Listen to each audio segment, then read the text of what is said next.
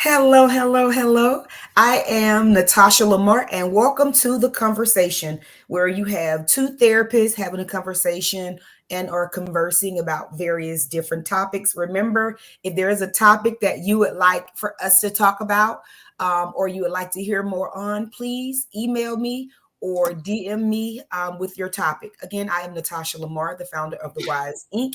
And I have my lovely guest, Miss Jadia Jackson. I'll let her introduce herself. Well, hello. It's either good morning, good evening, or good afternoon, depending upon where you are and what time you're listening. As she said, I am Jadia Jackson, licensed professional counselor. I might not be your counselor, but I am a counselor. Thank you so much and welcome, welcome. We did our first podcast or recording on last week, and we got a lot of positive reviews. I was so excited about it, and so we thought that we would just continue this thing while it's going. However, let me give a disclaimer. Listen, we're both licensed clinicians here in the state of Georgia. We are not your therapist, so please, please, please do not consider this as therapy or as if we are suggesting something for you. If you need therapy, go get you a therapist, right? So I just want to share that we are therapists, but we are not your therapist. Just like JD said. So listen, today we are going to be talking about boundaries and why boundaries are so important. So I want to start off and just ask you, JD, what are your thoughts and your definition around boundaries? Wow, my thoughts and a definition. Well, my thoughts about boundaries is they're very important and necessary, and it also are needed. Like when I think about boundaries, I think about like this room that I'm sitting in, and this room has a wall, and so those walls are the boundaries. It is the foundation of the room, the structure in which I relate to this room. I know that it's a room. I know it's not a car. I know what to expect of it.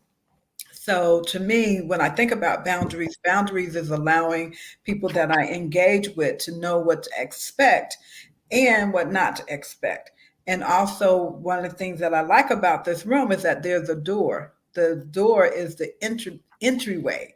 And so when I close that door, that means I've established a very strong foundation. So that's it. I don't have a technical definition. I mean, I can Google it real fast if you need me to, but that's usually how I like to explain boundaries to my clients. I absolutely love the example that you use with the room, and when you talked about the expectations, like there is an expectation. And when I hear people say you shouldn't expect anything, you can do it all on your own. The truth of the matter is, it's easy to say, but it's not a likely thing to happen because there should be an expectation of everything and anything. Even a stranger walking down the street, there's an expectation that that is not your friend, and you shouldn't expect that this person should know you or what. So there are always expectations with something, and I absolutely love when you talked about there being a door. Now this is what resonated with me when you said that there's a door. When you shared that there's a door, even though you are in this room and the room has expectation, is not a car, so you know you can't drive it, you know that it is there for a specific reason. There's a door, so at any time, if what you need isn't working out in that room, you can open the door and excuse yourself. It is totally up to you. And that's how I see boundaries, right? Boundaries is, honestly, to me, it's like love. Like you have an idea of what it is, but it really goes back to your own personal definition of what it is. And for me, boundaries are rules and standards that are created and that are enforced to keep us safe.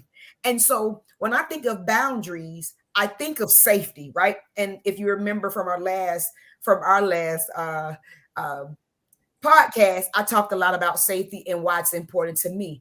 I think that, not I think, I know that boundaries are to keep us safe. They're created to protect our physical being, our emotional, sexual, and financial being. And it's like having a door. Whenever you have a boundary, you have to have a consequence to follow. So if you have a boundary for someone, but no consequence to follow, it's a simple request. And no one has to honor your request, but you have a door to go in or out of the relationship that you're in if your expectations are not being met. What are your thoughts about that? Well, I want to address something that you said about boundaries is about safety and about keeping and protecting. And it's interesting um, that that's a good way to explain boundaries to someone who's struggling with having healthy boundaries. Mm. Because one of the things that I notice is that people allow their boundaries to be collapsed. And that when we think about the importance of boundaries, one of the things that people don't talk about is maintaining those boundaries and enforcing those boundaries. Because you're right, when I'm in this room, I feel safe. I feel safe from the outdoors, the elements. I also feel safe if I'm attempting to have um, if I'm getting away, like I need to calm myself or whatever it is, have a moment of peace or serenity or zen. So that's creating protection and safety. So I think people also need to understand what will collapse their boundaries, and there are things that will collapse their boundaries, but they're always the one who is allowing it to be collapsed. Mm. And Mm. I notice that's when people get in trouble when their boundaries are collapsed, but then they're saying that person did it versus I allowed. And so, how do we, like, if I'm in this room, the only way that I can allow this boundary to be collapsed is when I open that door. And that's why I like this analogy because the door is me allowing you to come into this space. Right, right. I want to jump in really, really quick because you said something that was really, really important about collapse boundaries. What about people who have very spacey boundaries? And I like to think of boundaries, like you said, like this room or like a hula hoop, right? What about people who have very gappy boundaries and it's not even collapse? They just have super poor boundaries. Maybe because they have low self esteem or they were never taught the importance of boundaries. And we really learn about boundaries as a child, right? When your parent knocks on the door when you're in the bathroom. Now, I've had clients that say, "Oh, there were no boundaries at my house. My mama just walked in. She said she paid the bills, so you don't lock no doors, you don't close no doors." Right, and I get that, right? But that is teaching an individual that their boundaries are important. Now, there are ways that as a parent you can say, this is my house and these are the rules that also created boundaries. And so I'm wondering, how do you as a therapist, how do you teach your clients to first identify that they have poor boundaries, not even collapse, but they have poor boundaries? Because I was thinking, is it possible not to have boundaries? I think it's impossible not to have boundaries. I just think that they're just very, very poor and they kind of go back and forth as you see fit. How do you teach your clients how to maintain or how to create? Because you have to be able to create a boundary before you can maintain it. So, how do you teach clients or how do you teach individuals or even yourself how to create boundaries? What's the first step you do, or are there steps? That's an excellent question. Like, how do we um, help someone who has weak boundaries or poor boundaries, as you're referring to them? Um, for me, is to help them to understand that they matter. Ooh. And that may take a little working. It may take looking at, as you mentioned earlier, some of us have grown up in households where parents you couldn't lock the door, and sometimes I've seen on TikTok where parents are removing doors, like, oh, that's not happening in this house. Um, so yeah, so then we're taught that our boundaries don't matter, Hmm. and so now as adults we're attempting to navigate this adult world and interact with people where we've been told that we don't have a say. So it's to first begin to teach them that they do matter and that they have a say and that they get to create what works for them and to do some healing around the disempowerment that happened to them when they were children, because that is disempowering your child. We don't realize, how do we create rules and regulations that's going to work as a unit, at the same time honoring our child's need in understanding that this is going to impact them later on. So with that being said, that's the first thing I begin to do, is teach them that they matter, help them realize that they do count, that what they need is important, and then to help them identify what they need. Because when I'm working with someone who has weak or poor boundaries, they're really unsure what they need because Mhm. they're trying to please to get what they want. So let me, and this is where I say people pleasing come in. Well, I need love from this person. So what?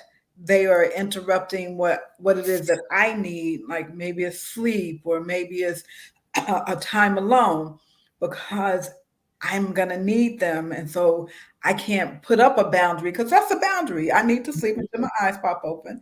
That's a boundary if you can't honor that, right? And so it's to really get them to figure out, well, what does this need provide them? Who do they become when they get that need met? And what happens when they go without that need? So Oh, for me, that's those are the things that I begin to help people with. But what about you? I'm interested in knowing, how do you help people who you've identified as struggling in that area? I want to piggyback on what you said. The first thing was, first of all, you have to know that you matter, right? And you have to know that what you need is important. And this is the thing about that community that I spoke about on last week. If you are with someone and they say that they love you, but your need is not important to them, that's a conflict, right? Because you can't love someone and not be invested in what makes them happy. If you don't care about what makes them happy, I would raise my hand to say that I wouldn't know that. That wouldn't be an indication that you are invested in a relationship or that you love them. So the first thing is knowing that what you need matter, knowing that you matter.